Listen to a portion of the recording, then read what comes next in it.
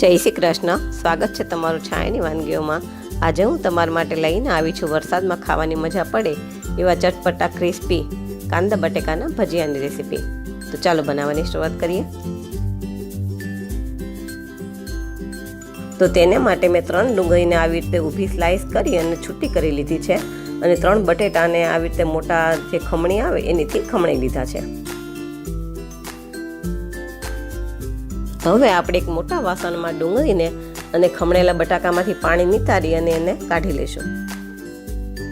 હવે મસાલામાં 2-3 લીલા મરચાંના કટકા, 1 ઇંચ જેટલું ખમણેલું આદું, થોડી કોથમીર, 1 ચમચી ગરમ મસાલો અને 1 ચમચી આમચૂર પાવડર અને 2 ચમચી જેટલા સફેદ તલ લઈશું. સાથે 1 ચમચી મીઠું, 1 ચમચી ખાંડ, અડધી ચમચી હળદર, 1 ચમચી મરચું અને 1 ચમચી ધાણા જીરું લઈશું. હવે પહેલા આપણે આ બધા મસાલાને સરખી રીતે મિક્સ કરી દઈશું. જો તમને મારી વાનગીઓ પસંદ આવે તો મારા વિડીયોને લાઈક કરજો, શેર કરજો અને મારી ચેનલને સબસ્ક્રાઈબ કરજો.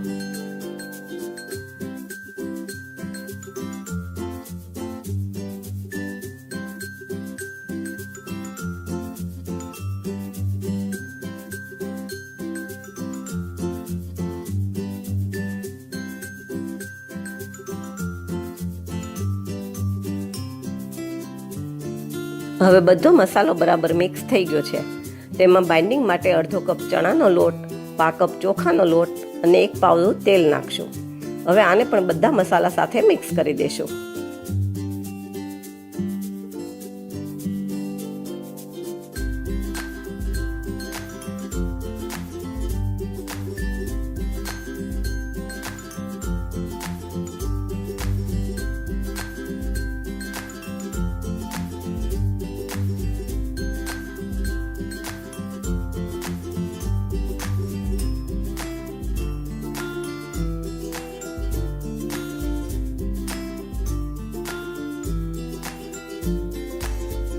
હવે મસાલામાં બધો લોટ બરાબર મિક્સ થઈ ગયો છે. આપણે હાથમાં લઈને જોઈએ તો હજુ બરાબર ભજીયું વળતું નથી, એટલે હજી આમાં થોડા લોટની આપણે જરૂર છે. હવે હજુ હું આમાં 2 ચમચી ચણાનો લોટ અને 1 ચમચી ચોખાનો લોટ લઈશ અને બધું બરાબર મિક્સ કરી દઈશ. પછી પાછું ચેક કરી લઈશ.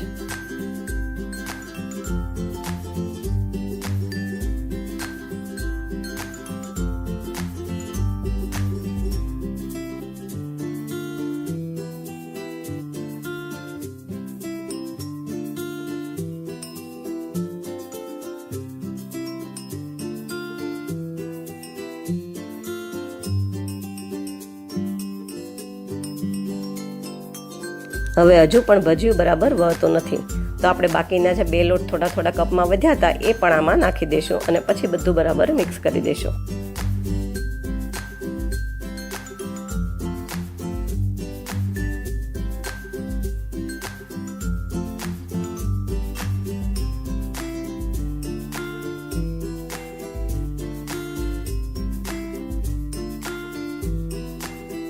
જો હવે આપણું પરફેક્ટ બેટર તૈયાર થઈ ગયું છે અને ભજીયું પણ સરસ વળે છે. તો આપણે ગેસ તરફ જઈએ.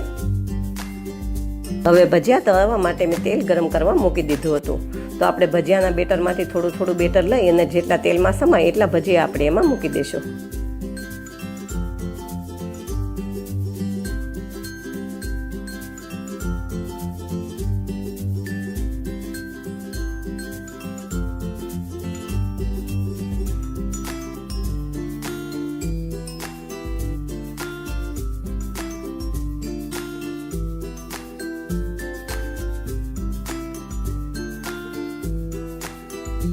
હવે થોડી વાર પછી જારાથી ભજીયાને અલટાવી પલટાવી અને આછા બ્રાઉન કલરના અને ક્રિસ્પી થાય ત્યાં સુધી તળશું.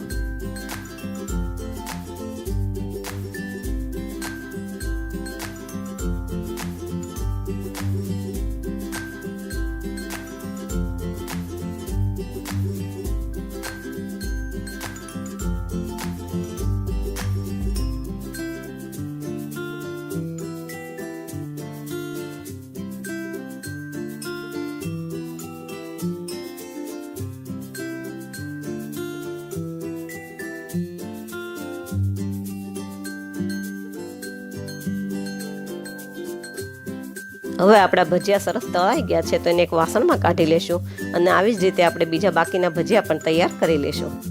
તો સર્વ કરવા માટે આપણા ભજીયા તૈયાર છે અને તમે ગ્રીન ચટણી કે ટમેટો કેચઅપ સાથે લઈ શકો છો. તૈયાર છે આપણા કાંદા બટેકાના ભજીયા. આવી જ નવી વાનગી સાથે ફરી મળશું. Thank you.